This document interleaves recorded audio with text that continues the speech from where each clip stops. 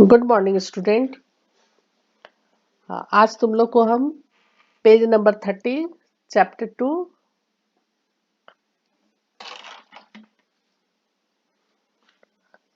Page number 30 और chapter 2 का अभ्यास वो हम लोग को भी करवा रहे हैं और इसको खूब ध्यान से सुनना।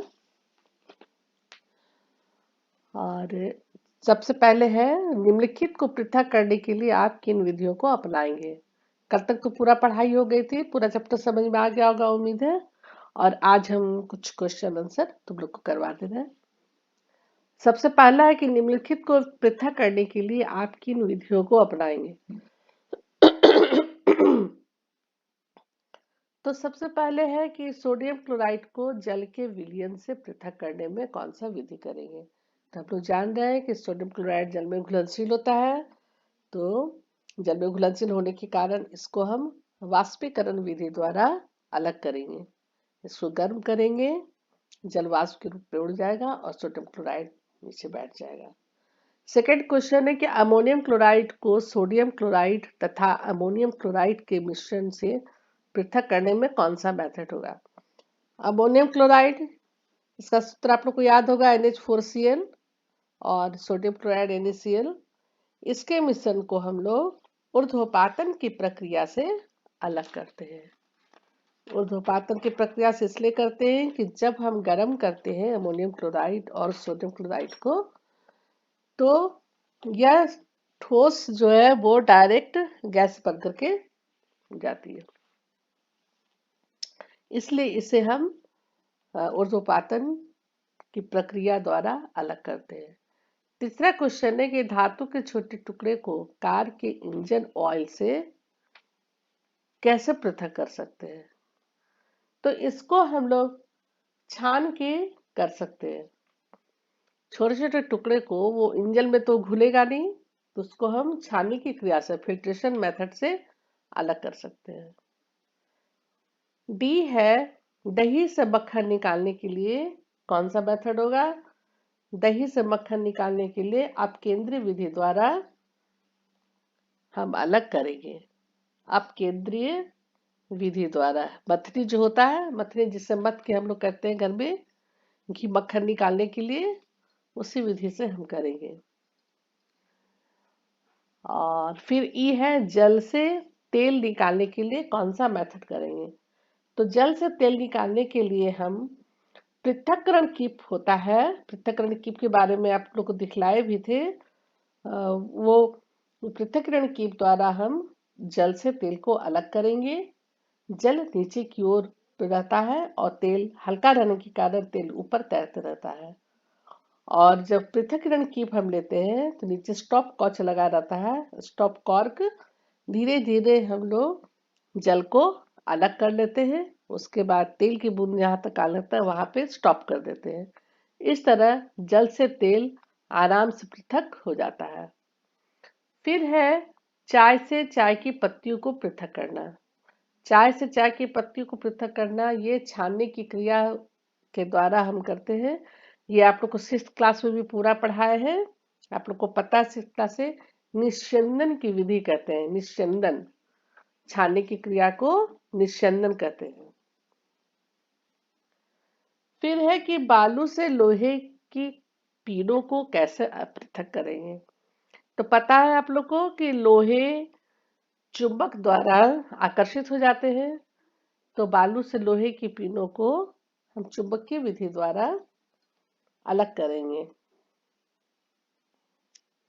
फिर है कि भूसे से गेहूं के दानों को पृथक करने में हम इसे फटक के भी कर सकते हैं। निष्पावन जो औसाना कहलाता है, ये भी 6th क्लास में आप लोग को पता है। औसाना कहते हैं जिससे ऊपर में हम खूब ऊपर से उसको गिराते जाएंगे। हवा के कारण भूसा एक तरफ गिर जाएगा और दाना एक तरफ गिरेगा। तो इस मेथड से हम इसको अलग करते हैं। निष्पावन कृपया बोलेंगे, इसको विनोइंग भी बोलेंगे और औसाना भी बोलेंगे, इसको फटकने वाली विधि भी बोलेंगे। अब है पानी में तैरते हुए महीन कण को पानी से अलग करने के लिए। पानी में तैरते हुए महीन मिट्टी के कणों को छान करके हम अलग कर सकते हैं। यदि छोटा छोटा टुकड़ा तैर रहा है तो उसको हम छान के अलग कर लेंगे। और एक और विधि है भारण विधि, जिससे कि फिटकिरी का उपयोग करेंगे।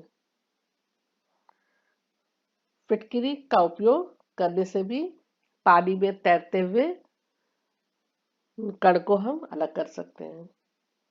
फिर है पुष्प की पंखुड़ियों के निचोड़ से विभिन्न रंजों को पृथक करने में हम करेंगे क्रोमेटोग्राफी विधि से। क्रोमेटोग्राफी विधि इस पाठ में आप लोग को पढ़ा चुके हैं, बता चुके हैं। उससे रंगीन रंजकों को अलग किया जाता है। डाई का एग्जाम्पल था, स्याही का एग्जाम्पल। ये हो गया आपका एक एक नंबर का क्वेश्चन आंसर। अब क्वेश्चन नंबर 2 है। 2 में कि चाय तैयार करने के लिए आप किन किन चरणों का प्रयोग करेंगे? विलयन, विलायक, विलय, घुलना, घुलनशील, अघुलनशील, घुले तथा अवशेष शब्दों का प्रयोग करेंगे। सबसे पहले हम क्या देखते हैं कि चाय बनाने में हम पानी लेंगे, जल लेंगे, जो कि जल हमारा क्या होगा? विलायक। जल हमारा विलायक होगा। फिर चाय के लिए हम बर्तन में डालेंगे और उसे उसमें उस्मा देंगे। उस्मा देने के बाद चाय पानी बॉईल होना शुरू हो जाएगा। फिर उसमें हम घुलनशील पदार्थ यानी कि विलेय चीनी डालेंगे। विलय के रूप में चीनी डालेंगे। चीनी पानी में घुल जाएगा और घुलनशील पदार्थ चीनी वो घुल जाएगा। फिर उसमें चाय की पत्ती डालेंगे। चाय की पत्ती बॉयल होगा लेकिन वो घुलनशील नहीं होगा। चाय की पत्ती अवशेष उसमें रह जाएगी। फिर उसमें हम दूध डालेंगे। दूध पानी में मिल करके, दूध चीनी पानी मिल करके विलयन बन जाएगा। और फिर हम लोग चाय को छन्नी के द्वारा फिल्ट्रेशन करेंगे और चाय अवशेष हमारा चाय बचा रह जाएगा। अवशेष चाय रहेगा और चाय हमारा विलयन कहलाएगा। तो इस तरह से देखते हैं, इस तरह से हम देखते हैं कि चाय में विलयन, विलायक, विलय, घुलनशील पदार्थ क्या है? घुलनशील, अघुलनशील चाय की पत्ती करके एक हमारा चाय तैयार होता है।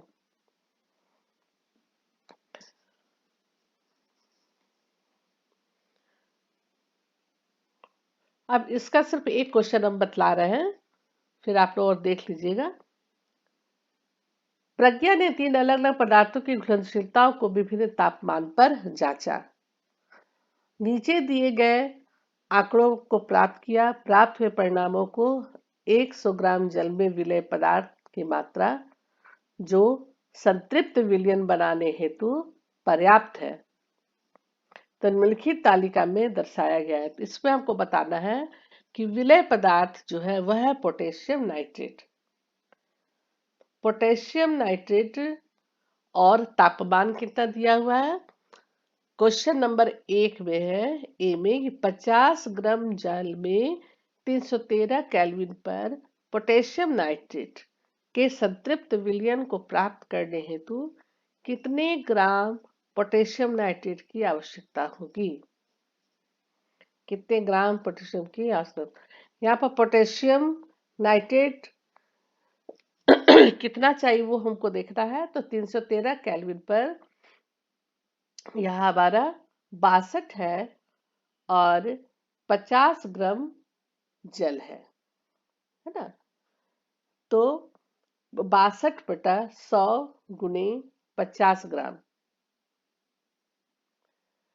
फिर 50 को यहाँ हमारा 50 ग्राम 100 उसको काटेंगे और 62 को 2 से भाग लगाएंगे और यहाँ हो जाएगा 31 ग्राम पोटेशियम नाइट्रेट की आवश्यकता होती है संतृप्त विलयन बनाने में। फिर हम देख रहे हैं नीचे चौथा क्वेश्चन, निम्न के उदाहरण सहित व्याख्या करें। तो है यहाँ पर संतृप्त विलयन। संतृप्त विलयन क्या होता है? संतृप्त विलयन दिए गए ताप पर किसी विलय की और अधिक मात्रा, किसी ताप पर हम विलय की मात्रा, जब हम घोलने लगते हैं तो जब हम ताप देते हैं तो विलय की मात्रा और बढ़ जाती है। तो विलय की और अधिक मात्रा उस विलायक में नहीं घुलते हैं। जब नहीं घुल सकती है, घुलने की प्रक्रिया खत्म हो जाती है, कम हो जाती है, तब उस समय उस विलयन को हम कहेंगे संतृप्त विलयन। जब घुलना बंद हो जाएगा, ताप देने पर भी जब घुलना बंद हो जाएगा, तब ये कहलाएगा संतृप्त विलयन। दूसरा है शुद्ध पदार्थ। शुद्ध पदार्थ वह पदार्थ है जो एक ही प्रकार के कणों से मिलकर बना होता है। एक ही प्रकार के कणों से मिलकर बना होता है। इसके मौजूद सभी कण रासायनिक प्रकृति के ही होते हैं। एक समान उनमें रासायनिक प्रकृति होगा, जो कि शुद्ध पदार्थ कहलाएगा। उसके कणों एक ही प्रकार के कणों से बने होते हैं। जैसे सोना, चांदी, लोहा, तांबा, उनको तोड़ा जाए, चूरा जाए, कुछ भी किया जाए तो वो सोना अपना ही गुण प्रदर्शित करेगा, लोहा अपना ही गुण को प्रदर्शित करेगा। अब है कोलाइड। कोलाइड जो है वह विलय के कणों के आकार और विलयन से थोड़े से बड़े होते हैं। ये विसमांगी मिश्रण होते हैं। कोलाइड जो होते हैं विसमांगी मिश्रण होते हैं। इनके कण इतने बड़े होते हैं कि प्रकाश की किरण को फैलाते हैं, प्रकाश की किरणों को फैलाते हैं, और इनमें टिंडल इफेक्ट को हम देख सकते हैं। और ये अस्थाई होते हैं, स्थाई होते हैं। इनमें टिंडल इफेक्ट को देखा जा सकता है, जैसे मिल्क में, ब्लड में, फिर आप बटर में, फेस क्रीम में देख सकते हैं, स्टार्च में देख सकते हैं। तो इसमें जो ये मिश्रण होती है, इसमें कोलाइड, ये कोलाइड विसमांगी मिश्रण होता है, इसमें ही होता है। अब है निलंबन। निलंबन हो गया, ये भी विसमांगी मिश्रण है। सिर्फ विलयन हमारा समांगी मिश्रण है, लेकिन निलंबन और कोलाइड दोनों विसमांगी मिश्रण है। विसमांगी मिश्रण है, प्रकाश की किरणों को फैला देती है, टिंडल इफेक्ट देखा जा सकता है, लेकिन इसमें जो कण नीचे बैठते हैं वो अस्थाई होते हैं, अस्थाई होते हैं। और कोलाइड में अस्थाई कण होते हैं और इसमें अस्थाई कण होते हैं। दूषित वायु, मिट्टी और जल, फिर हम चौक और जल को कर सकते हैं, पाउडर और जल को कर सकते हैं। ये शुरू में घुलने के बाद जब इन्हें छोड़ देते हैं थोड़ी देर तक, तो यह नीचे बैठ जाता है। नीचे उसका चूर्ण, जो भी जिस चीज का भी चूर्ण रहेगा वह नीचे बैठ जाएगा। इसमें टिंडल इफेक्ट देख सकते हैं। तो ये रहा हमारा कोलाइड, निलंबन, शुद्ध पदार्थ, संतृप्त। अब पांचवा प्रश्न है कि निम्नलिखित में से प्रत्येक को समांगी और विसमांगी मिश्रणों में वर्गीकृत करें। समांगी, विसमांगी अभी समझ ही गए आप लोग। सिर्फ विलयन समांगी होगा, जैसे सोडा जल। सोडा जल उसमें पूरा घुला हुआ है, हर तरह से घुला हुआ है, इसको हम अलग नहीं कर सकते हैं, तो सोडा जल समांगी हो गया। वर्प समांगी, वायु समांगी, सिरका समांगी, और छनी हुई चाय, ये हुआ समांगी मिश्रण। और विसमांगी मिश्रण में हुआ लकड़ी और मिट्टी। लकड़ी और मिट्टी, ये हो गया विसमांगी मिश्रण, और बाकी सब समांगी मिश्रण। सोडा जल आप अलग नहीं कर सकते हैं, पूरा क्लियर रहता है। सिरका, छड़ी हुई चाय, ये सब समांगी मिश्रण है। छठा क्वेश्चन है कि आप किस प्रकार पुष्टि करेंगे कि दिया हुआ रंगहीन द्रव शुद्ध जल है। यह द्रव शुद्ध जल है कि आप कैसे पता लगाएंगे? इसे हम वायुमंडलीय दाब पर वो द्रव को हम बॉईल करेंगे। बॉईल करेंगे तो देखेंगे कि 100 डिग्री टेम्परेचर पर यह द्रव बॉईल हो रहा है। इसके क्वथनांक जो है वह 100 डिग्री सेल्सियस है। तो हम कह सकते हैं कि यह शुद्ध जल है, क्योंकि शुद्ध पदार्थों का बॉइलिंग पॉइंट और मेल्टिंग पॉइंट निश्चित होता है। कैसे हम समझेंगे शुद्ध पदार्थ है? क्योंकि शुद्ध पदार्थों का बॉइलिंग पॉइंट यानी कि क्वथनांक, मेल्टिंग पॉइंट यानी कि गलनांक, ये निश्चित होता है। इसलिए हम कह सकते हैं कि यह रंगहीन द्रव शुद्ध जल है। Question number 7वां। 7वां में हमें बताना है कि कौन सी वस्तुएं शुद्ध पदार्थ है।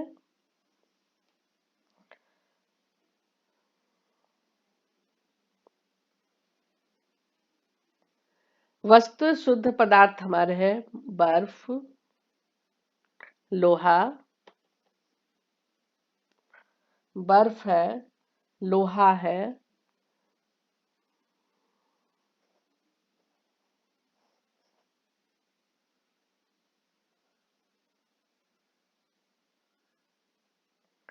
हाँ, कौन सी वस्तु शुद्ध पदार्थ है? बर्फ है, लोहा है, हाइड्रोक्लोरिक अम्ल यानी कि HCl है, कैल्शियम ऑक्साइड है, पारा है, ये सब शुद्ध पदार्थ है। और बाकी अशुद्ध पदार्थ। अब 8वां क्वेश्चन है।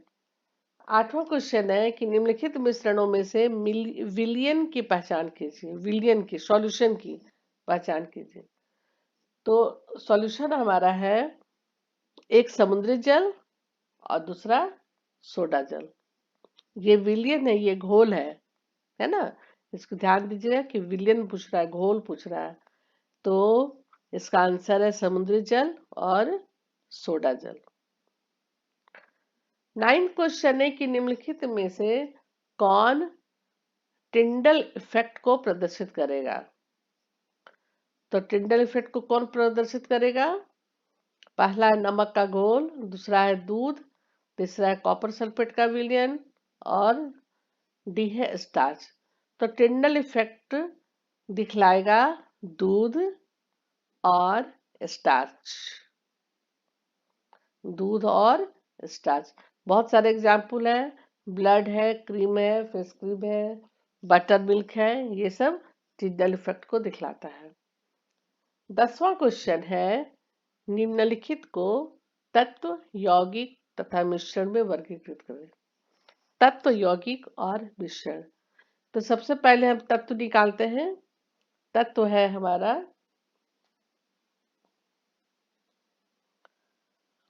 सोडियम, चांदी,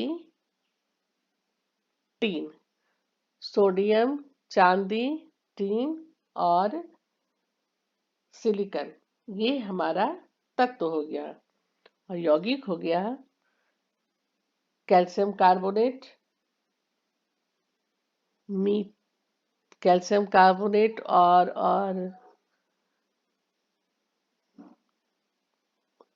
कैल्शियम कार्बोनेट।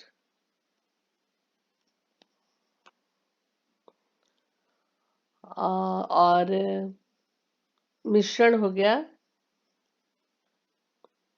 मिट्टी, चीनी का घोल, बस, मिट्टी और चीनी का घोल। और तत्व हो गया सोडियम, चांदी, टीन और सिलिकॉन। ये हमारा तत्व हो गया।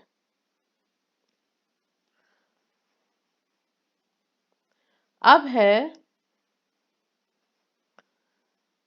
अच्छा, कोयला, वायु, साबुन, मीथेन, कार्बन डाइऑक्साइड, रक्त और भी है ना। तो तत्व में यौगिक में calcium carbonate, carbon dioxide, methane, methane को CH4 कहते हैं, मीथेन, साबुन, कार्बन डाइऑक्साइड, मीथेन, साबुन, ये हो गया यौगिक। मिश्रण हो गया चीनी का घोल, मिट्टी, वायु, कोयला, रक्त, ये हो गया मिश्रण। अब है क्वेश्चन नंबर 11, निम्नलिखित में से कौन से परिवर्तन रासायनिक हैं? पौधों की वृद्धि होना, पौधों की वृद्धि होना यह रासायनिक परिवर्तन है।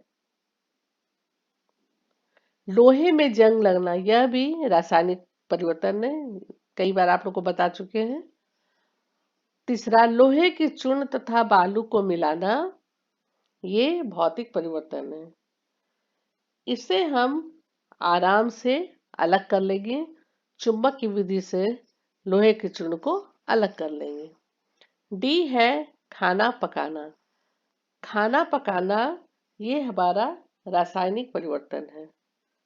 और भोजन का पाचन भी रासायनिक परिवर्तन है। जल से बर्फ बनना ये भौतिक परिवर्तन है। मोमबत्ती का जलना रासायनिक परिवर्तन है। इसके साथ हम एक और चीज बता रहे हैं, इसके पहले इसी चैप्टर में एक क्वेश्चन था, पेड़ों का कटना और फल से सलाद बनना। तो पेड़ों से कटना और फल से सलाद बनाना ये भौतिक परिवर्तन है। हम अपने कॉन्सेप्ट के हिसाब से रासायनिक परिवर्तन बतलाए थे, क्योंकि वो पेड़ कट जाने के बाद वो अलग हो जाता है, फिर तो पेड़, इसलिए वो अलग कॉन्सेप्ट था। यहाँ पे होगा क्योंकि लकड़ी की प्रॉपर्टी सेम है, उसका गुण समान है, इसलिए